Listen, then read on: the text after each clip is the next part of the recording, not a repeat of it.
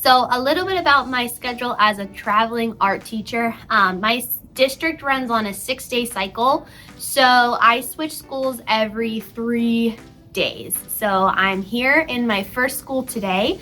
I'm gonna show you around, show you my routine, what happens daily in the art room. And then I'm also gonna take you to my other school tomorrow and show you a little bit there as well. I've been teaching elementary art for 7 years now. I teach grades kindergarten through 4th grade. I travel between 2 of the schools, and I see about 1,000 students every 6 days. So I teach all of the students in 2 buildings, K through 4, and it's busy, but it's also a lot of fun. Whenever I am not teaching, I am a mom of 3, soon to be 4. So life is busy, and when I get to my classroom in the morning, it's go, go, go. I get here, there isn't really a time to kind of breathe and recoup. As soon as I get to school, it's go time, and we're moving nonstop. So I can't wait to take you through my process. I can't wait to show you my classroom and just give you a little insight of a day in the life of a traveling art teacher.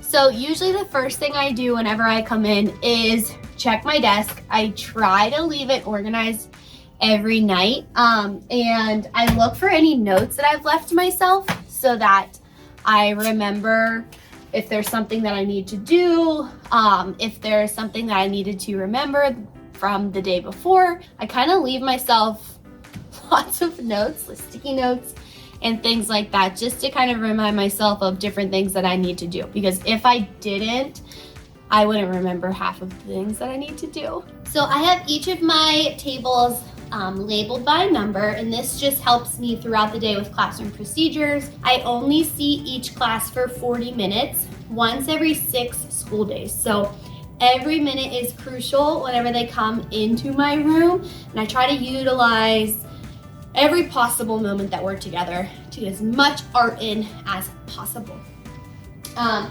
Each seat also has a colored circle in front of it. So I might say, yellow circles, go grab a tray of paint for your table. That student will go grab a tray of paint, bring it back. Or I might say, red circles, go grab Sharpies from the supply shack. And they'll go and they'll do that job. And it just helps things move a lot smoother. So at each table at all times, I have these supplies. We have construction paper crayons, regular crayons, pencils and erasers in here, sharpeners, scissors, glue sticks, and our code for Artsonia. My students use it pretty often. So because these are things that we use daily, they just stay at the desk so the students can grab them whenever they need. So over here are my drying racks, and then over here are my class shelves. This is where we keep the current artwork that they're working on, the 2D artwork. Once it's finished and documented and graded, it gets sent home, and then we replenish the class shelves. Over here we have where I write my objectives, and I put up project examples. You can see my Google Classroom code is there, so the students know exactly what we're doing every day. And then you come back here, and this is what I like to call the dumpster fire area. It's always a mess. My sinks are always a mess. Yeah, I'm not the best at keeping them clean. This is just where everything messy gets prepped and kept, and it's usually clean the first day of school and the last day of school, and then every day in between, it's just straight chaos. Like these brushes in the water, they've been in the water, big no-no. 4th grade is using Jazz Gloss today, which is a tempera enamel. It like dries shiny almost, and it's super cool. So I have that prepped here in some egg cartons. And the cool thing about egg cartons is not only are they disposable, but parents are always willing to donate them. And I've also had businesses donate unused ones too for allergy reasons. So I use acorns for paint a lot. Over here we have my supply closet. It's not the most organized, but it definitely has seen messier days. So it's a really nice space though, because I can fit a lot of supplies that I don't use. This is where, if I am doing live demonstrations, if it's a shorter demonstration, I'll do it live with my project camera here. And right behind me, you'll see my girl Mona. She's also a really important part of our classroom. Anytime we're waiting or watching or listening, the kiddos know that they should be sitting like Mona, sitting up nice and tall, hands crossed, eyes forward, lips are zipped, and they are ready to go. So this is my virtual art room, virtual classroom, and this is my literal saving grace. I would be a disaster without this. It came about during COVID when we were all virtual and we were kind of playing around with different instructional methods. And I created this virtual classroom for online purposes, but it ended up sticking. And now I use it daily in both of my art rooms. Pre-recording my tutorials has saved me so much time, and it pretty much lets me clone myself. So I'm here showing kiddos what to do, but I'm also out in the field, as I like to call it. I'm out mingling in between the tables, assisting the students where they need help, and it's just been life-changing. So third grade is doing a mixed media still life project inspired by Carrie Ambrosino, and so part of that is creating a collage to create flowers for the still life that they are making. So I grabbed this handout from the Art of Ed's Flex curriculum. It's an amazing resource. If you don't have it, you absolutely need to get it. And so what I'm gonna do is I'm just gonna stick one of these in these little plastic paper pockets that I have. And I usually put 2 at a table just for students to reference while we're working on a project. All right, friends, so we're working on those outer contour lines that we drew, filling those in. Remember, today is the very last day we're painting, so let's get quiet, let's get focused, let's get to work. We are going to get cleaned up. I need brushes rinsed and put on the tray. Everything else put away. Do not stack your paintings, friends. Do not put them in a pile. They will stick together. Everything else cleaned up, sitting like Mona before the cleanup song stops.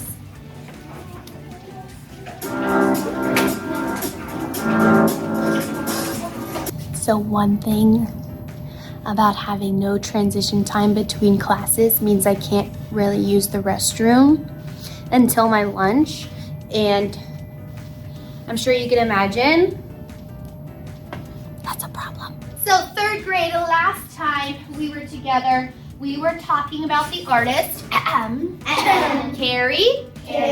Ambrosino.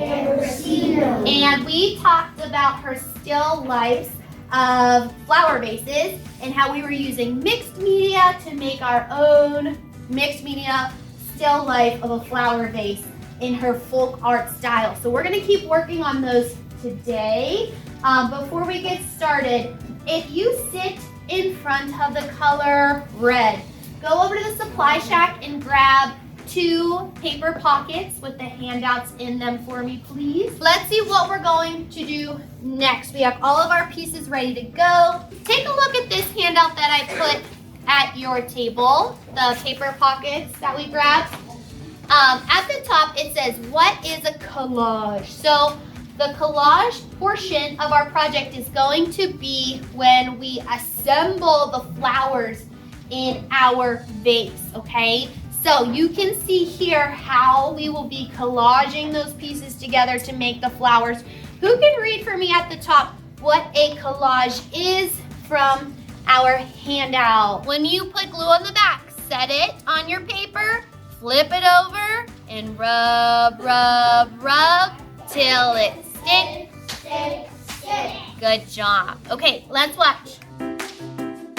Okay, art teacher friends, it is about 2:45. I just got done with my last class of the day. I have a 40-minute prep period now at the end of the day, so I'm going to start to kind of clean up what we did today. It's not too messy in here today, and start to wrap up and pack up because I'll be traveling to my next building tomorrow, and I'll start to get things ready there. I'll leave myself some notes here for when I get back, and then we'll do it again tomorrow. Hey art teachers, I'm back for another day. I'm in my second classroom in my second building. It's about 7:45. My day officially starts at 8 o'clock. Since I haven't been back at this building since last week, I like to get here a little bit early to see if I left myself any notes, get my supplies prepped and ready, and just kind of refresh for a new cycle. So I have my rolly cart. I'm going to get unpacked and I'm going to get ready for the day. So I'm going to give you a quick tour of this classroom. When you walk in, I have my bookshelf over here with those supplies that are just ready to grab if I need them to. This is what the whole entire room looks like. So there's a lot of similarities. It's set up pretty similar to my other room to help with my sanity. Back here we have the drying rack area. We have my paper collection, which is a mess. Another mess back here. And then of course, what I like to call dumpster fire area of painting supplies. This all needs cleaned and refreshed, so I'm gonna do that today. We have the supply shack. It's missing a C. We'll get there, but all of the supplies that we're using for current projects are up here for my students to grab really quickly when we use them. And then my smartboard and demonstration area. So this is my supply closet in my second school. Pretty similar to the first one, but this one's definitely a little bit more cluttered. One thing that I wanted to share was this little hack that I do whenever I'm organizing my students' projects. So I have these laminated papers that just have their table number on them.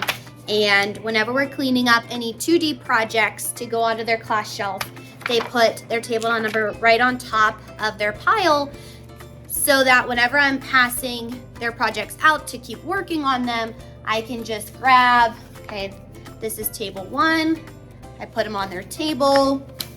They grab their projects and then we get started. So today's schedule is different than yesterday's schedule. Today I have 3 kindergarten classes, 2 third grade classes, and 2 second grade classes.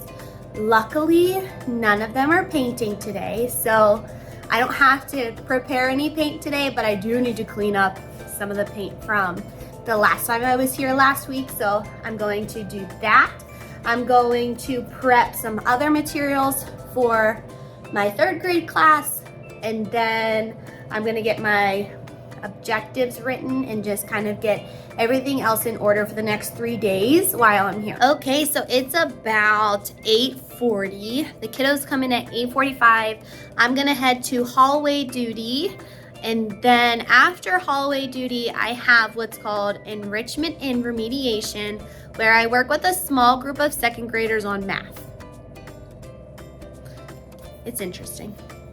And then after 30 minutes of enrichment and remediation, my first kindergarten class is coming in, and they're working on some Vincent van Gogh sunflowers.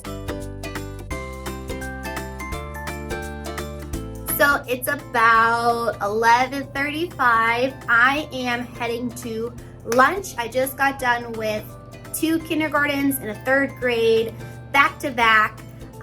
So now I have 30 minutes for lunch, and then my prep is connected to my lunch. So I have a little planning period after lunch, and then we hit it again with 3rd grade, 2 2nd grades, and a kindergarten in the afternoon. So it's a full day. I am feeling it, but we're still going.